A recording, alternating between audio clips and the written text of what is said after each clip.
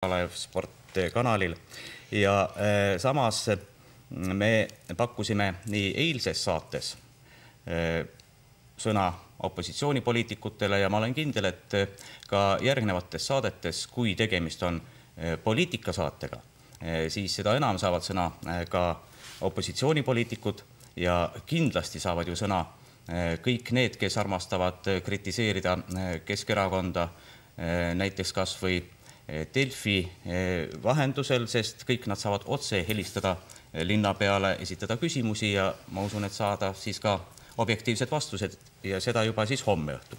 Ma tahaks seda öelda, et siin kogu selle teema puhul on nagu tegelikult küsimus kokkuvõttes poliitilises kultuuris ja linna juhtimisstiilis. Et teatavasti on saamas Tallinn varsti Euroopa kultuuripealinnaks.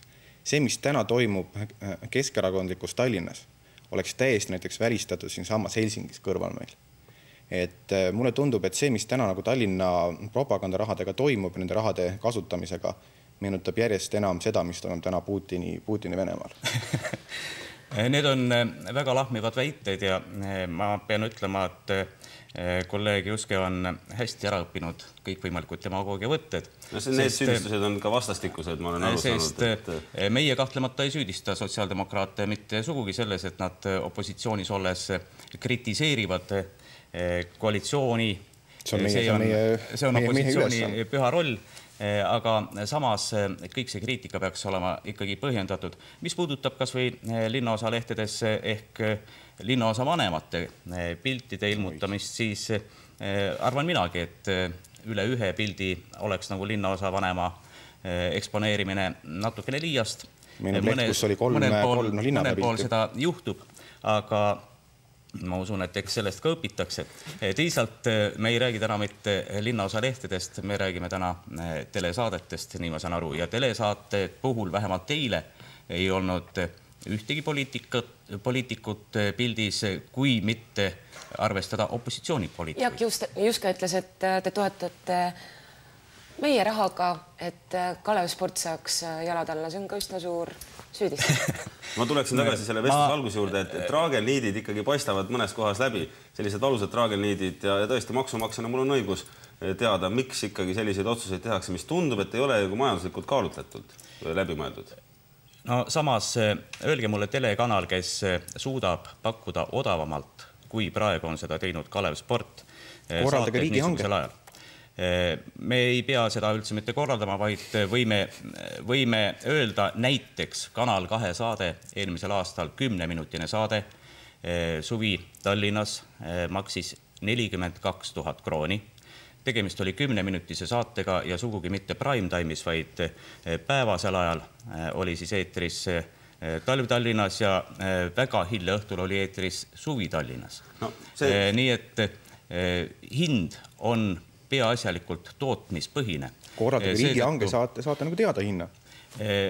Vaadake, riigihankest ilmselt ei ole hetkel mõtet rääkida, me juba selle teema ammendasime, sest riigihanget me ei pidanud korraldama ja kui kanalid ei olnud huvitatud niisugusel eetrireaalsaadet pakkumast teised kanalid, siis paraku ei olnud ka millestki nendega enam rääkida.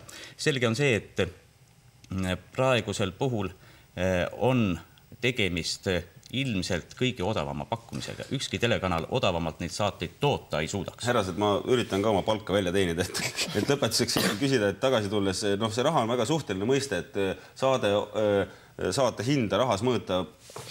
Siiski mina lähtuksin sellest, et kui palju maksab ühe vaataja püüdmine, et sa võid saada tõesti saate odavama raha eest, seda vaatab 0 inimest, siis on see väga rumal investeering. Et lõpetuseks tahaksin küsida ja küsin ka, et kui pärast selgub, et see oli halvasti investeeritud raha, mis te siis teete?